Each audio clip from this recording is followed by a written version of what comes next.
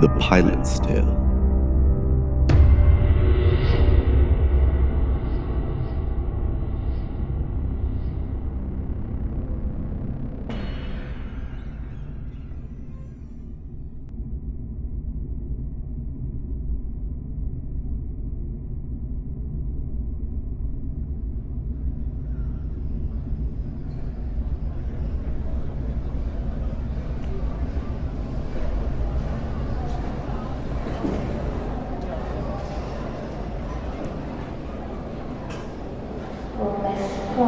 Please contact the VOC desk.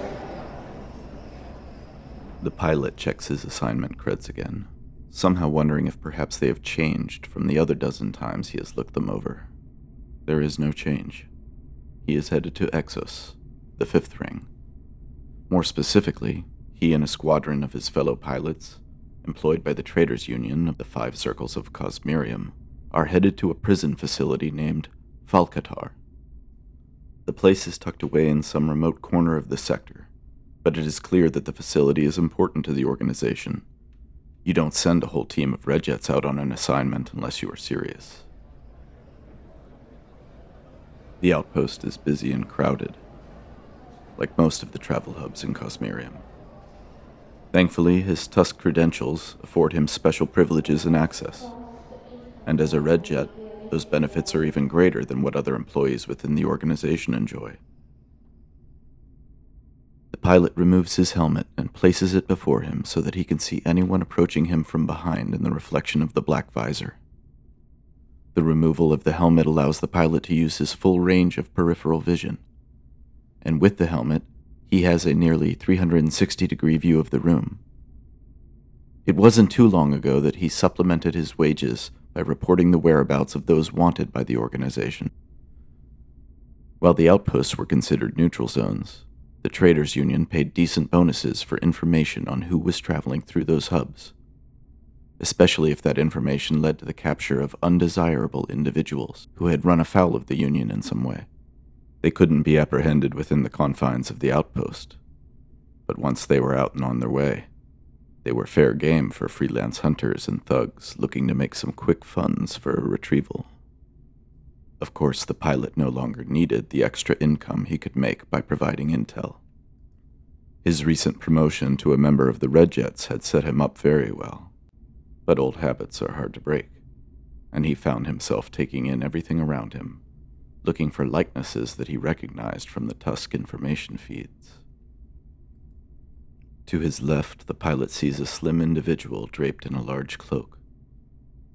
A bag with an insignia he recognizes sits nearby. He thinks for a few moments before he can match the company logo to their name. Exor 3. They are an outfit that operates mostly on the outer rings of the system, a salvage operation that does business in Theramos and Exos, exactly where he is headed. Travelers are not the only things that pass through Cosmerium's outposts. Information flows just as freely through those transportation hubs, and the right information can be a very valuable thing. "You a pilot?" the red-armored Tusk flyer asks as he approaches.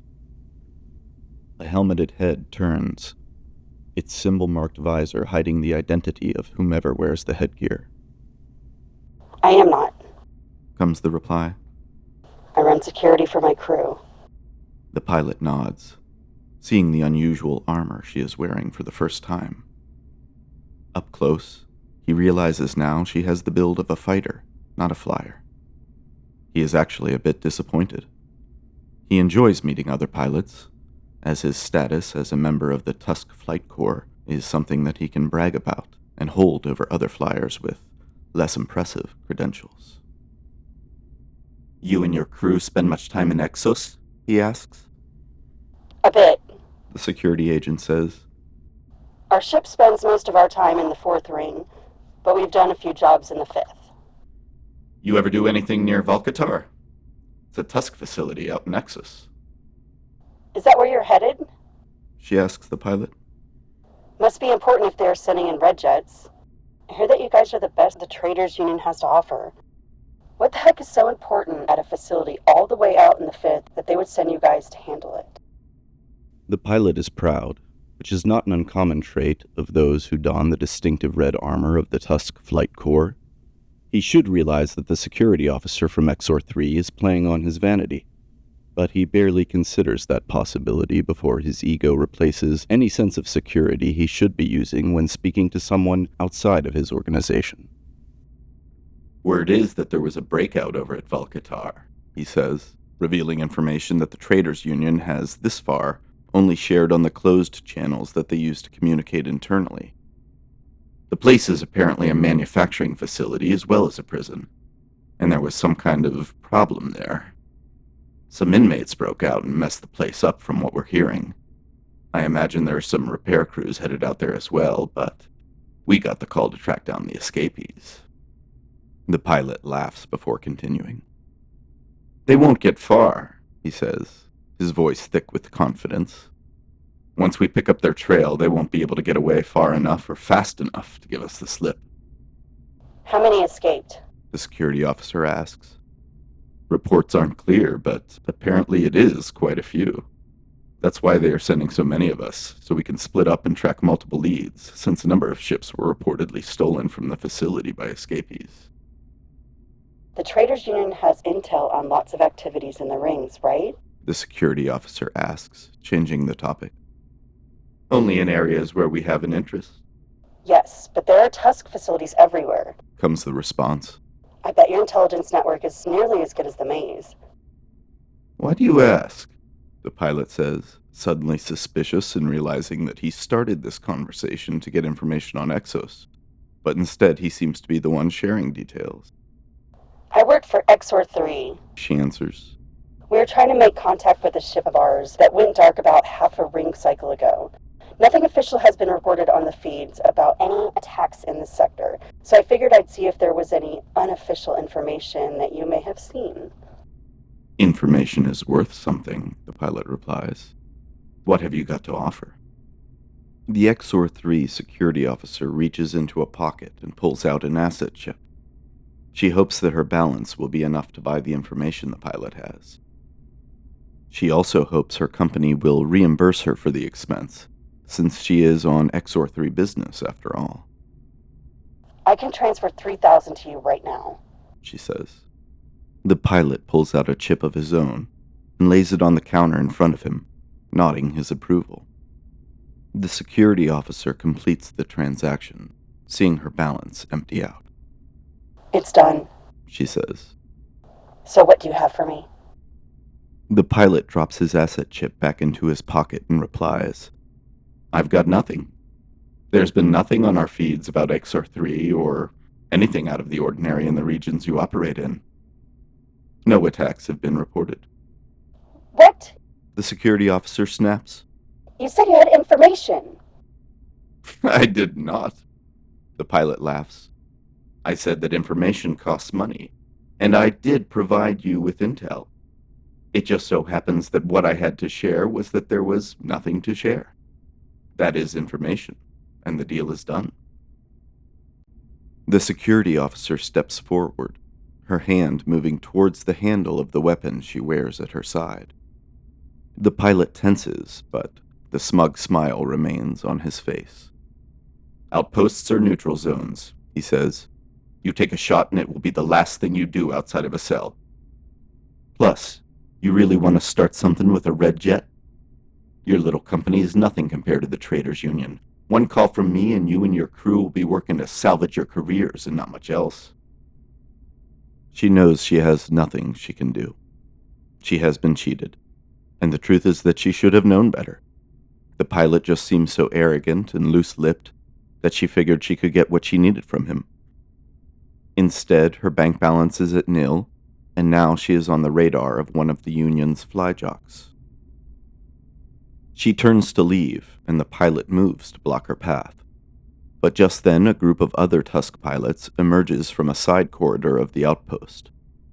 The red armored flyer at the head of the group calls out and gets the attention of the pilot before her. He looks into the visor of her helmet, but then moves aside and lets her pass. She walks away as the pilot turns his attention to his fellow Red Jets. Moments later, the security officer has vanished into the hustle and bustle of the outpost. "What was that about?" the commanding pilot of the squadron asks. "Just making friends and killing some time," the first pilot replies as he places his helmet back on his head. "Are we ready to go?" The commander nods at the pilot before him. "We are in Bay 033123, he commands. "Get over there and get ready to roll." The pilot signals his understanding of the assignment and follows the rest of his squadron to the designated bay, where their ships are being prepped for the mission ahead. The commander watches the others go. His second-in-command is the only one who remains by his side. "That one is a problem," The commander says. "What is wrong, sir?" "He is a little too free with the information he chooses to share." The commander presses a button on his wrist armor, and a hollow clip begins to play. It shows the pilot's recent conversation, including his casual revelations of where their squadron is headed and why. Information that was strictly meant to be kept within the organization. The feed also shows the pilot cheat the XOR-3 employee, cutting off right when the rest of the squadron entered the room. "You had his armor tagged?" The second-in-command asks. "Standard procedure for all new recruits to the Red Jets. We need to make sure they can be trusted with the information they are privy to, and that they are not a security threat. The way this one clearly is." "So what is the plan? Do we report him to management?" "Not yet," The commander replies, smiling at his second. "We are headed to a prison, aren't we? We will let him fly himself to Havalkatar. He just won't be leaving with us when the mission is done. Being a Red Jet is the best assignment in the Union." The second-in-command says. "Sure is," The commander agrees. "Until you mess up, that is. Red Jets get to fly high, but that means that when you fall, it is a long way down."